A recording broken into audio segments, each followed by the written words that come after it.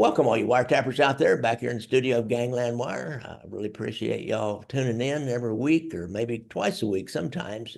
I've got a show today about Springfield, Massachusetts. Now, I've gotten several inquiries. I think it was on my YouTube a question and then on the Gangland Wire podcast Facebook page, which you guys ought to get on because we got 50,000 people on that thing with all sharing Mafia information, but about Springfield, and I didn't know a lot about it. And then I happened to see, I think maybe on Justin Cassio's website, or he made it in a post, or somehow I saw about this new documentary that our other guest had, Gina Cunningham, who is the great niece of an early mob couple, if you will, a mob power couple in Springfield. And so I thought, let's go into this. She has a documentary. Gina is a great niece of Albano, who was the bootleg queen of Springfield during Prohibition.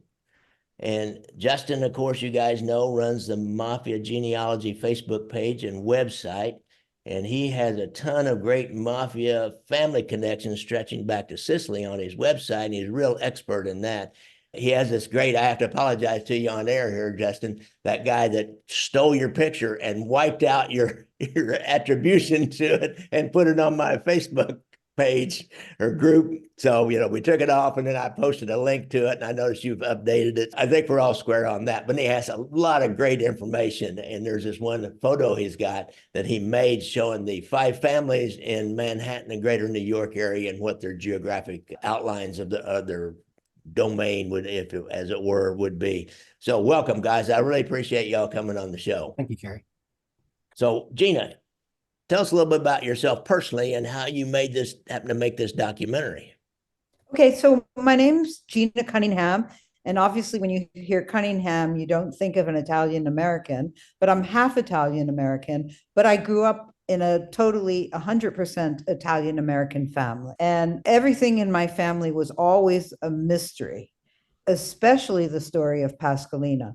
We knew that we had a great aunt Pasqualina, but we didn't know anything about her. My mother would take me to her grave where she would ask me to pray for Pasqualina. But when I asked why I was praying for Pasqualina, I never got an answer. And as I went on in life, and I kind of ran away from this life as soon as I could. I went to New York City and kind of never came back. And I've lived between New York City, Miami, Los Angeles, all of my adult life. And I really never came back to Springfield because the life was a little confusing to me. And it wasn't the most creative feminist environment that I could be in. But the story of Pasqualina was always something that I was thinking about. And as I was growing up, a lot of my relatives knew her. Now, the only relative alive who knew Pasqualina was my uncle Mario Fiore, who will turn 100 in June. But I was able to get stories about Pasqualina from Mario, Uncle Mo, I call him. And about 15 years ago, I started doing research in the Springfield Library, microfiche, microfilm. I soon transferred my research to the internet and interviewing more distant relatives. And I realized there was a story, and as Justin would put it, a cautionary tale here. Yeah, it is. Anytime one of your relatives kind of strays over, you got the inside scoop on, strays over onto the dark side. It's a cautionary tale for the younger relatives. Like, you may not want to repeat some of this behavior, but anyhow, but now it's kind of romantic. That whole Prohibition and gangsters and, Al Capone and Lucky Luciano and all that is pretty romantic right now, which is kind of an interesting turn of events. Springfield, Massachusetts. So that's not a place where we think of the Mafia. We think of the outfit in Chicago. I even think of over in Little Italy, Columbus Park area here in Kansas City, Boston, Providence, Rhode Island, New York City, New Orleans, but don't think about Springfield, Massachusetts. So Justin, tell us a little bit about an overview of the mob in Springfield, up to getting into Prohibition. Okay, sure. There was a mafia presence, or at least a proto-mafia presence, everywhere in the United States that Italians went.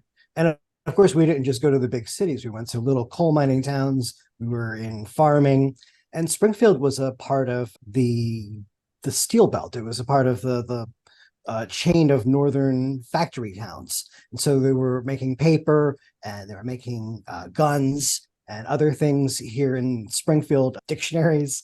And so they needed a lot of labor, and Italians came here to find those jobs. And a lot of people came to Springfield from the country outside of the city of Naples. And so Gina and her family and a lot of the people that I study in the Springfield Mafia trace their roots back to these few little towns outside of Naples, Chiandici and San Giuseppe Vesuviano, and a few other little towns that are all kind of clustered together. And one of the people who I think was responsible for that was the uncle of Pasqualina Albano. He was one of the earliest settlers in this area, and he became very successful.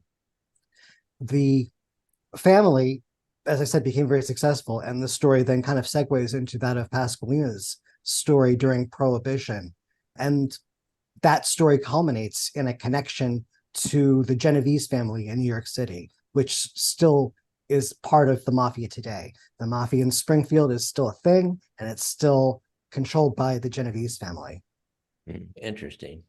Yeah, the kind of the quintessential story, or the story for every major city where there was a large influx of Italians from southern Italy and Sicily, was that the Black Handers got here first, and I assumed they have Black Hand type guys in Springfield before they got organized during Prohibition. Is that it would have the same history? I would talk about the early history in terms of Padroni, people like John Albano, Pasqualina's uncle. He wasn't a Black Hander, he wasn't extorting people. He was helping them, you might say. And he took as the papers put it, a strong interest in all of the Italians in the community. He got to know everybody, and he had such a powerful network that he could make himself useful to everyone. And that was how he enriched himself and became powerful, is because he had helped everybody find jobs, find housing, etc.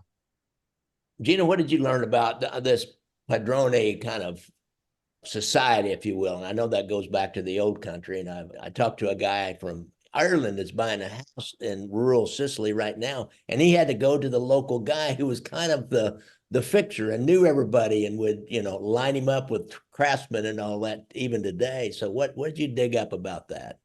Yeah, I think it exists in Springfield to this day. And most of my family lives in Springfield, and I still think that they know people that they can go to that will help ease their lives quite a bit. And I think it's another reason why a lot of people never left. It was something that did not attract me in the 1970s when I left Springfield, but I do think it exists today.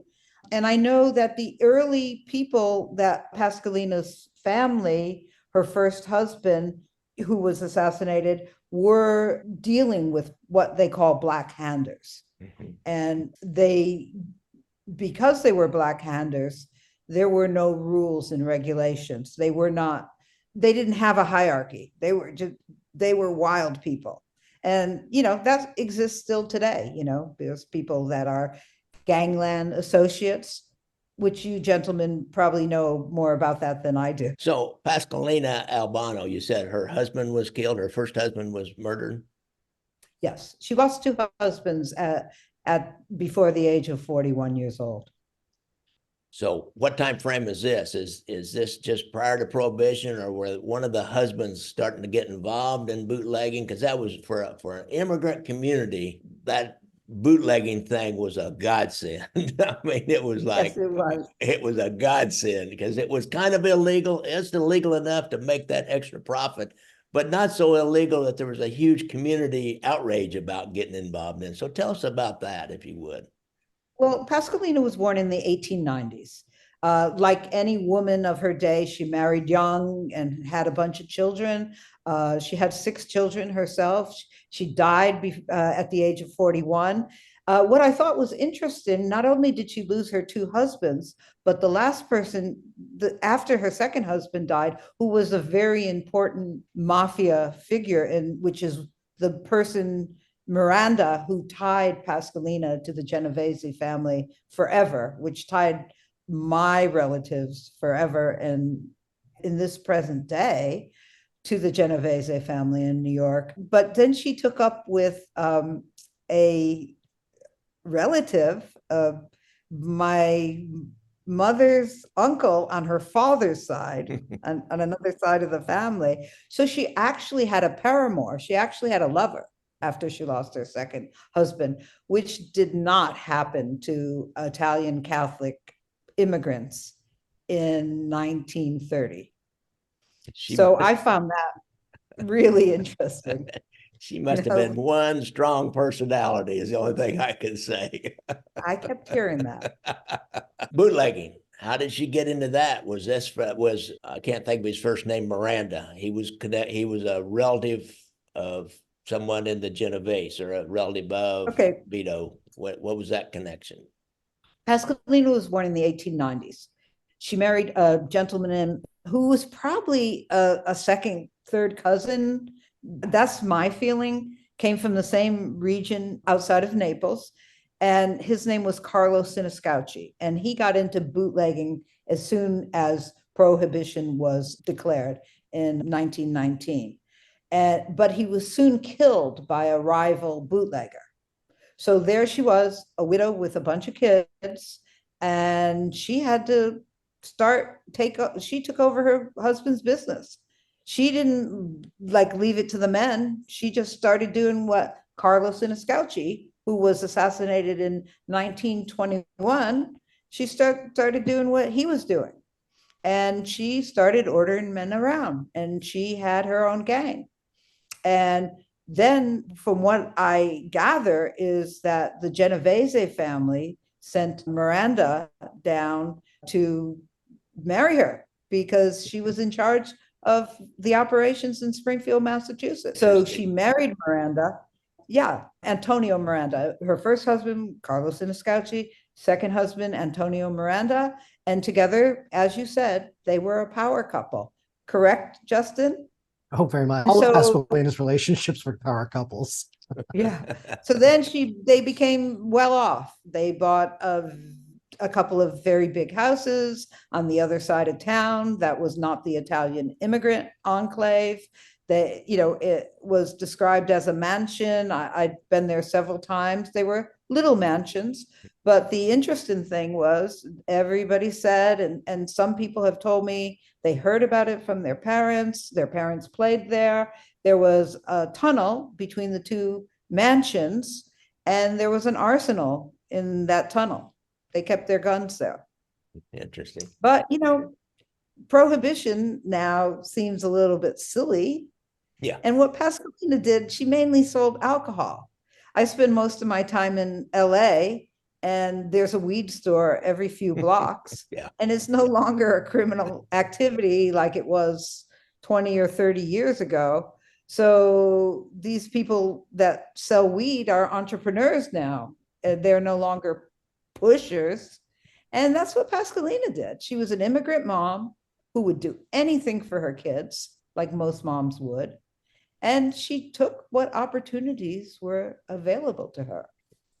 So she had a connection back to New York, and they would have had more of a connection to like the rum runners, that people would bring big boatloads over from England of legitimate booze. But then in the Western Massachusetts like this, were there hills around there? Did they have stills? Did they make their own whiskey, or how did that work? Were they making wine and whiskey, or they importing it in from smugglers?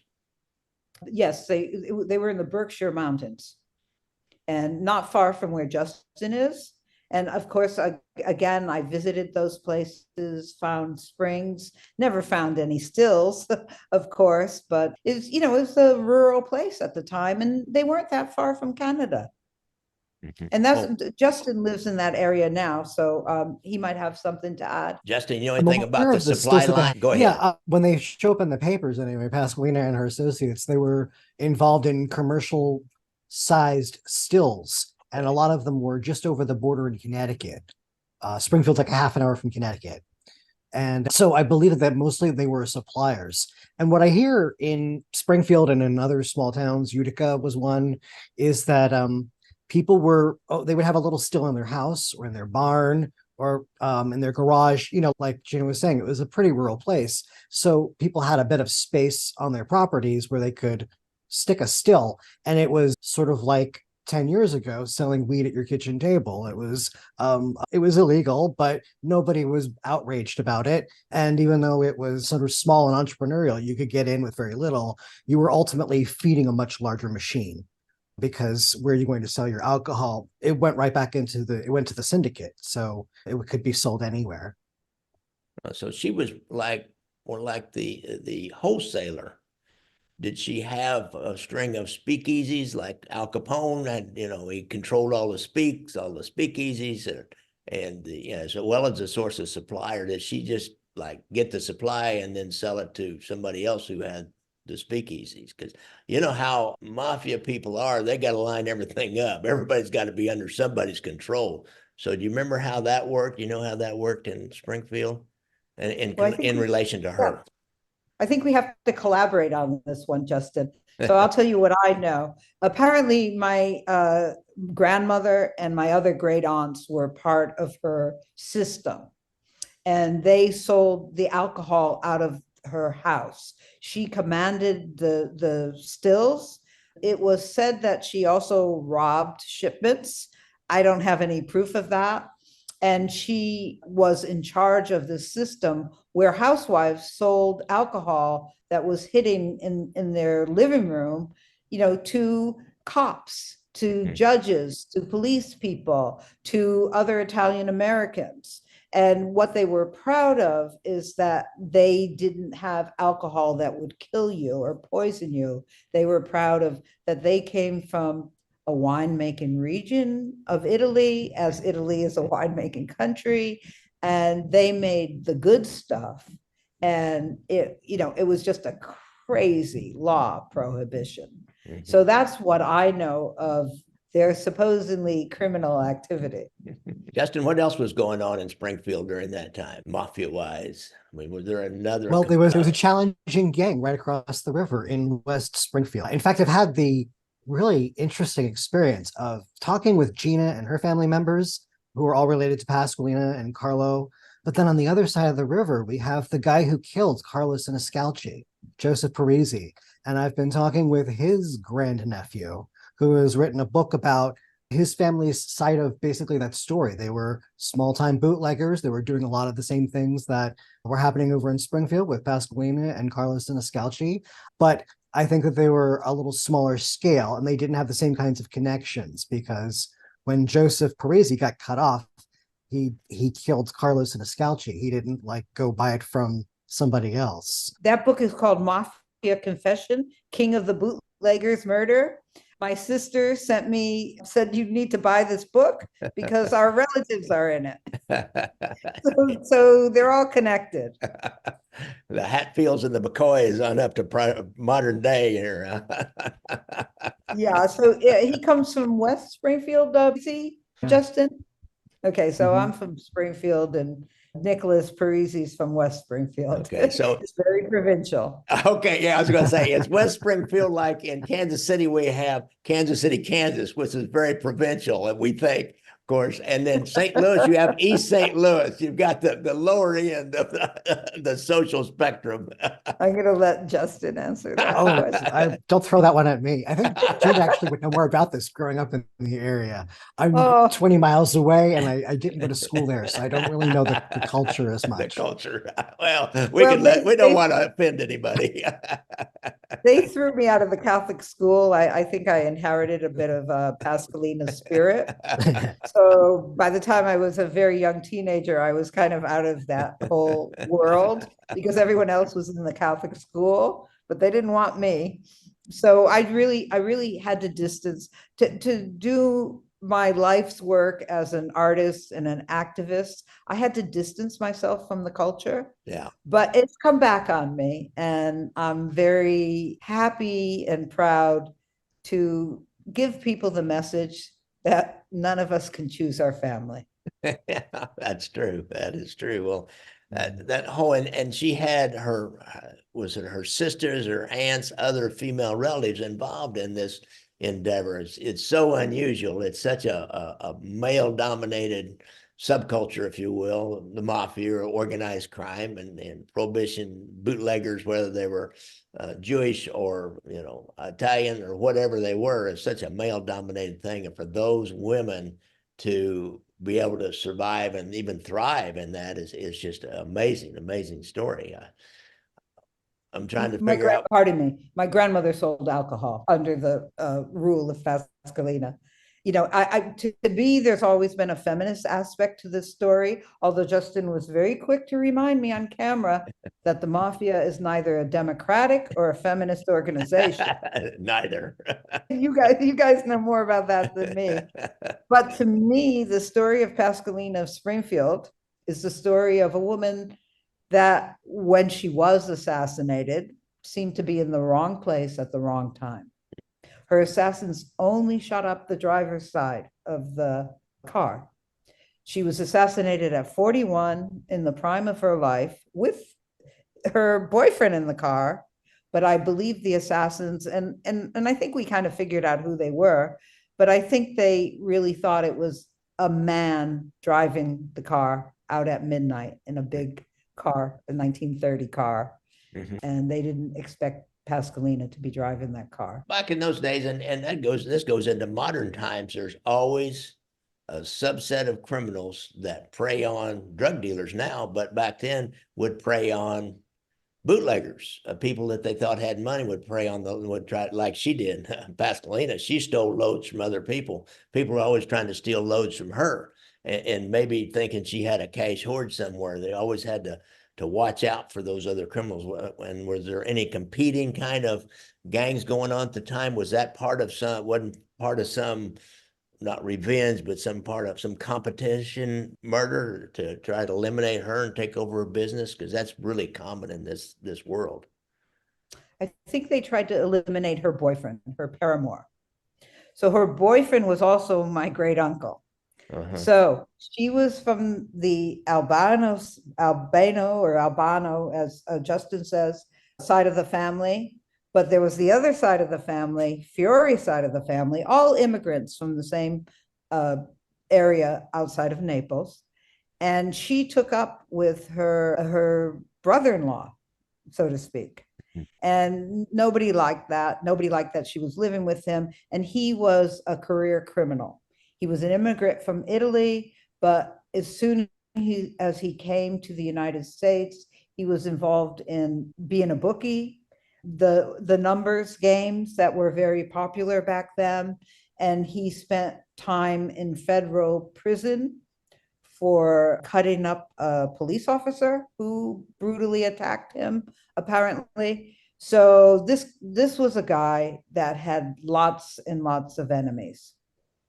And I think the powers that be wanted to see this guy eliminated. And I do believe this was a woman that was in the wrong place. So she was kind of a cog in a bigger machine. It sounds like she wasn't like the mafia boss of all of Springfield. There must have been something else going on, or was and did the Genevese family, did they get a piece of this action, or were they just interested in like the numbers and the gambling, or how did that work? Did you ever uncover any of that? It's hard to find out that kind of stuff. Justin? Sure. Well, Tony Miranda married Pasqualina in 1926. They had a small wedding in Connecticut. And from what I can pick up from the Parisi side of the story, it looks like the blood feud between the Parisi and Albano families, because they had been shooting at one another. Okay. They've been having some drive-by shootings. People had already died that they were the main competitors. I think that we're looking at a time before you could say that there was one true boss of Springfield, but that time was about to arrive. With the introduction of that Genevese protection, they have an investment now in Springfield. I don't know what the details of that were, but that's when the pressure from West Springfield seems to have backed off. And what you see today is that the gang of teenagers in West Springfield, the young and upcoming criminals, are a feeder gang into the Genevese crew. So they are a little bit separate, but ultimately they're all on the same side. Interesting. Well, this is quite a story, Gina. Justin. Oh yeah. This is a heck of a story. So now, What are you doing with this documentary? You've been at some film festivals and Yeah. I've been to more than a dozen film festivals. I've won a few awards. It's a very humble documentary. I made most of it on my iPhone. It wasn't funded by anybody in particular. I spent a lot of time with my editors, which is Evan and Yadley, and they were young people who knew what to do technically. I'm a little behind on things, but I spent a lot of time getting it up to cinematic quality. And fortunately, it was selected by a film festival, and I was actually able to premiere it at the Chinese Theater in Hollywood, California. wow. It screened there twice, actually.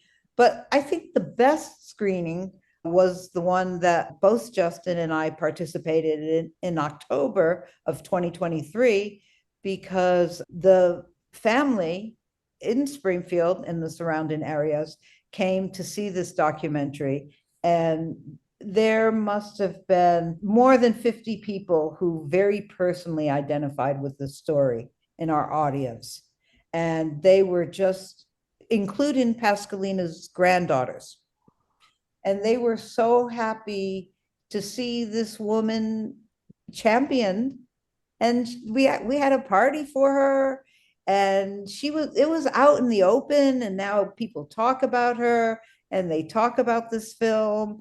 And hopefully it will go someplace. My daughter's a director. She's a Hollywood director. She knows people. It's not an easy thing to take an idea and a small film from a film festival and turn it into, it wouldn't be a documentary by the time it got to a bigger film, better produced film, and a film that had financial backing. Yeah. But that's always possible. I know the feeling. I've been down that path myself. Documentary filmmakers, they throw money in a hole. We all know that. Yeah, I've been able to break even on every project I've done, so which is pretty damn good, I think. Well, maybe I'll have to call you after we finish. Well, it's a lot of work, I'll tell you what, to get ready to go do programs at every little library that you can find and all kinds of things. When we showed it in the library, it was a grand event, wasn't it, Justin? Yes. It was really amazing. Sorry? It was just amazing. The room was totally packed, Yeah. and everybody was so engaged in it. And it was like being at a big family intervention in a way, because there was all these people who were related to the people on screen. They all came to see this movie. I felt like the therapist at a big intervention, because you've seen the movie, so you know that you see young members of Gina's family. This young woman sitting on her car, and she's all kind of, yeah, sure, I would totally marry a gangster, and I just want to shake this girl and be like, I have to save you from this fate. You can't follow the rest of your family into this. Listen to their stories. And so now they were all in this room listening to the story together. And I think that was so critical. I can't imagine that the family is going to be the same again after this, because now they've all seen the story together and they have to talk about it. Yeah, I agree. And I have to say, every time I kind of talk to people in Springfield in the years preceding making this documentary, which came out in 2022, people would mention Justin's name. And, he's very well respected with my family and with others that are attached to these kind of stories in the Western Massachusetts area and beyond. And, Justin, the work you do is hard work. And it's work that requires a lot of discipline, because you really delve into these stories. And just a shout out to Justin now. I agree. And my brother was very brave. My brother was, you're never a made person if you're not an Italian American. But my brother was a Genevese family associate, both of my brothers. But my youngest brother, Bob, he came forward and he spoke very candidly on camera about being shot, about being a wise guy. And he was in the audience. He got up on the stage in Hollywood on the stage of the Chinese Theater, and we answered questions together. And the whole family dynamic has changed. I bet. I can imagine. I get a lot of locally in Kansas City, especially because I was a police officer here and worked on the mob, I get a lot of emails and comments and messages from descendants of some of the different mob people here. But they have one thing in common. They say the family won't talk about any of this. Can you tell me any more about this relative's murder? Or no, nobody talks about it. Can you tell me more about, what he was doing back then, my relative was doing? And then they'll tell me some other stories. It's like, oh my God, that life, you don't want to raise your kids in that life. But it's one big, huge secret that everybody has until somebody can bring it out, and it's a hard thing to do, those family dynamics in that from that life. Yeah, I can imagine, because the mafia, that's what always interested me about the mafia, was they have this family life.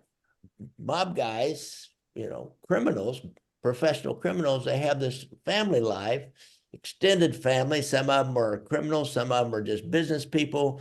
They have kids. They go to their kids here in Kansas City. They go to St. Pius to all the games that their kids and their grandkids play in or participate in. Yet they go over in the city, and there are these gangsters over in the city, and they have this whole other life. And it's just it's amazing. It's unbelievable sometimes.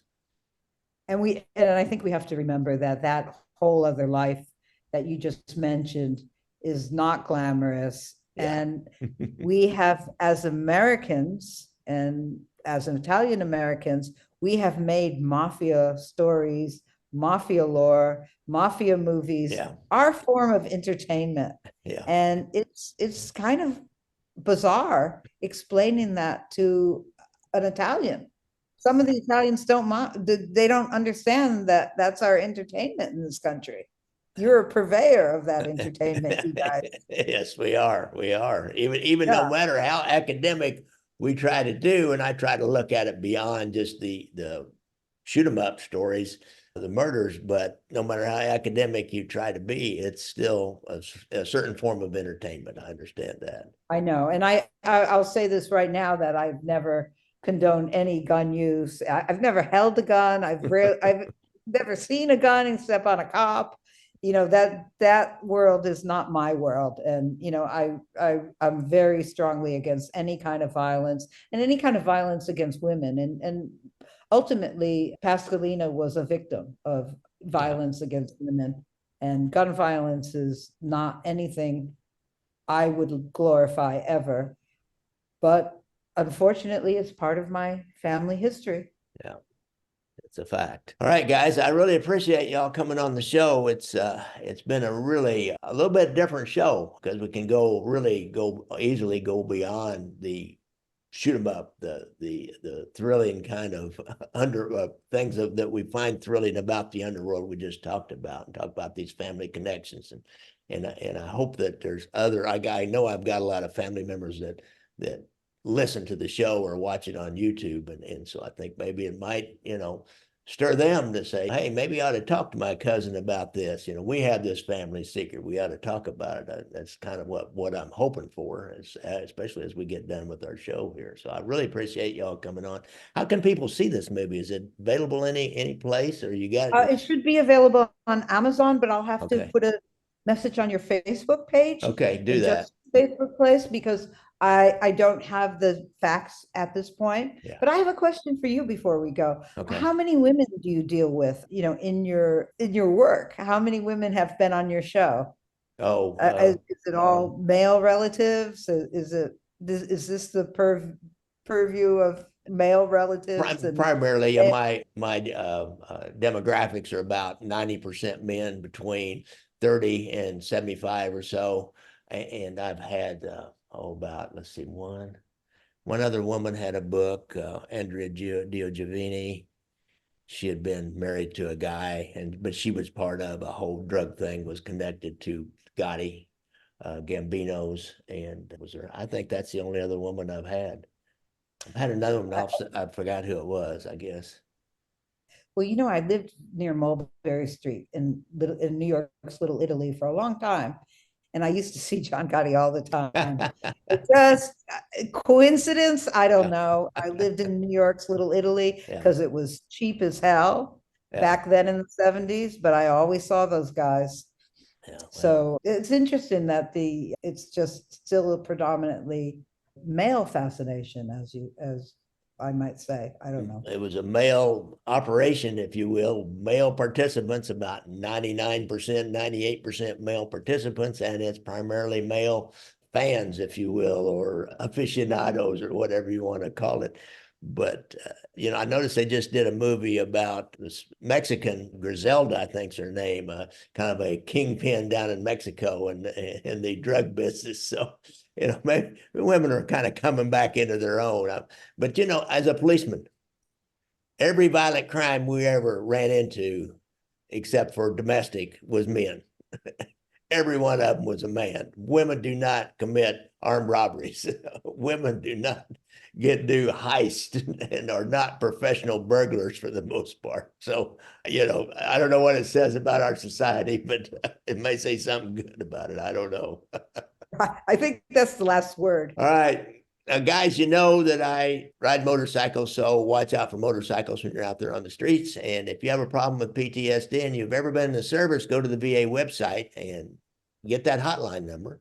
And with PTSD, drugs and alcohol really are usually part of it. So if you have a problem with drugs and alcohol, doesn't matter whether you've been in the service or not, go see former Gambino soldier Anthony Ruggiano. He's got a website out there and he's got a hotline, and he's a drug and alcohol counselor down in Florida. Maybe you can go have a former Gambino soldier be your counselor. Now, wouldn't that be cool, huh?